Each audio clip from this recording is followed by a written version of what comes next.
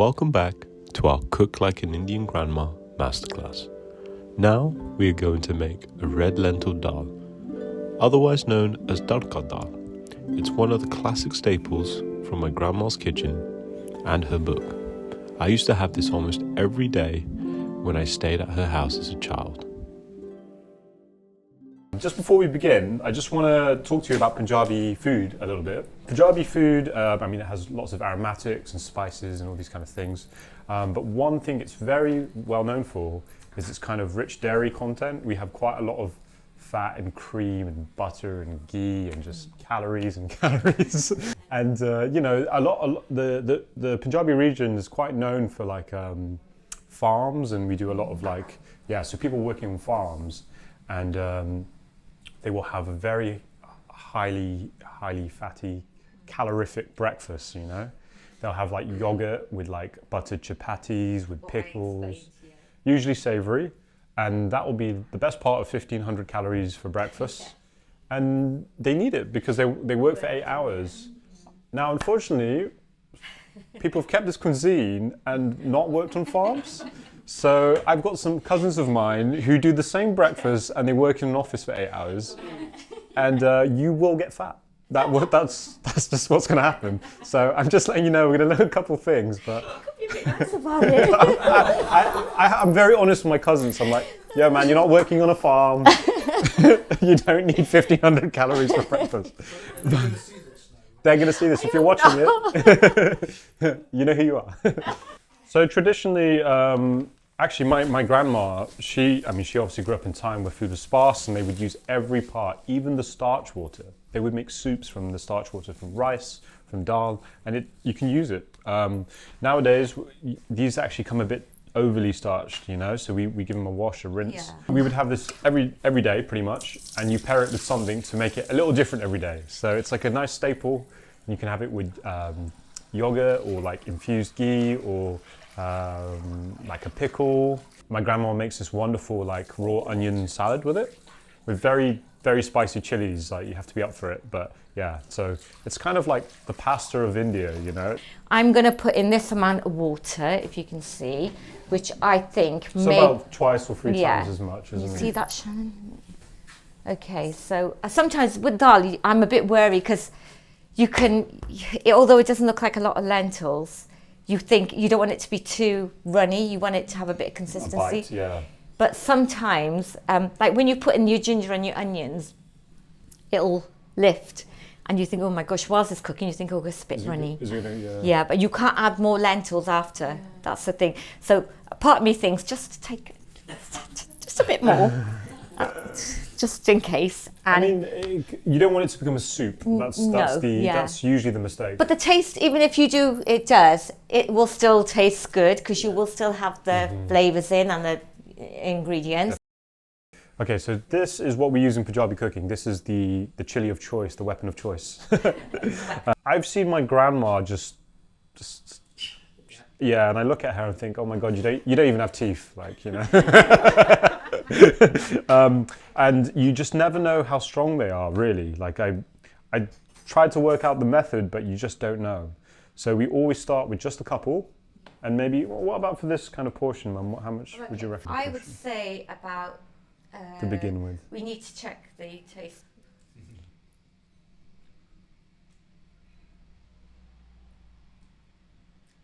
Does anyone want to have a go? No taste at all. Yeah, you're going to do it, Alistair?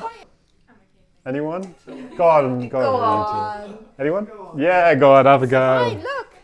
Oh God, do you know what I mean? I would recommend, if you are doing this taste test, and you pick up a chili this size and you taste it and you're like, okay, that's okay, pick other chilies this size. Don't pick a bunch of other ones that are different sizes, because sometimes the small ones are just absolutely dangerous.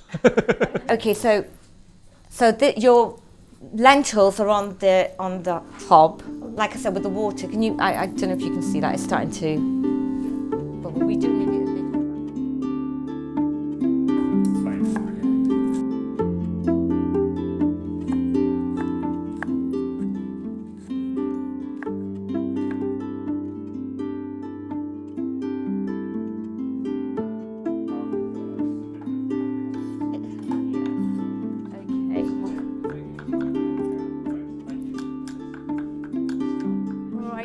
so I would say, you can see, yeah, that's just tomatoes, ginger, chilies, and the onion that I've put in.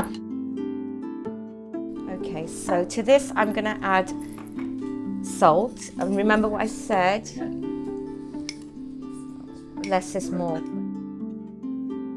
Turmeric, okay, turmeric.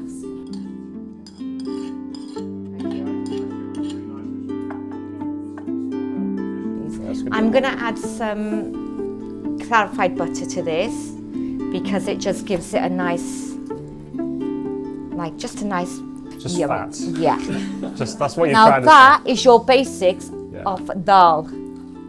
So to this now, this needs to cook and thicken, and we don't want it to bubble. We want it to simmer, so the lentils, everything comes together. It's now simmering away. Let it do its work and bind and kind of thicken. If we feel like we need to add a bit more water to it, hot water would really, ideally. Yeah, usually you can even just boil it in a kettle. I think the main thing to think about when the dal is cooking actually is you never want it to get to that sticky point, because if it burns or it'll ruin your dish. Oh, yeah. Do you know what? We might need to put some water on, because even now that is starting to thicken. These type of lentils really do thicken quite quickly. And if I give it a mix, you can see, I mean, it looks already like dal. So you see how quickly it cooks. Yeah. So get everyone to their stations. Take your spices with you. And then one of each, a few handfuls of. So if you go around with I'm going to do that one. Yeah.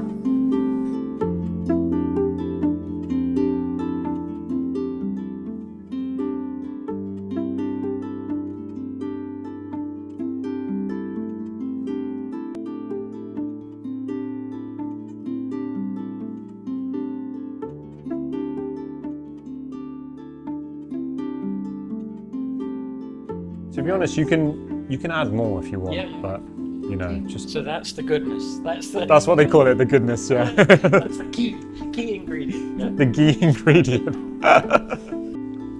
To keep us going, Josh brought in another treat, a tomato bruschetta.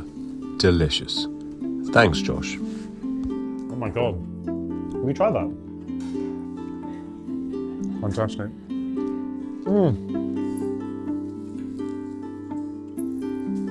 We let everyone's dal simmer on a low heat and added just a touch of my grandma's signature spice blend, Grand Spice.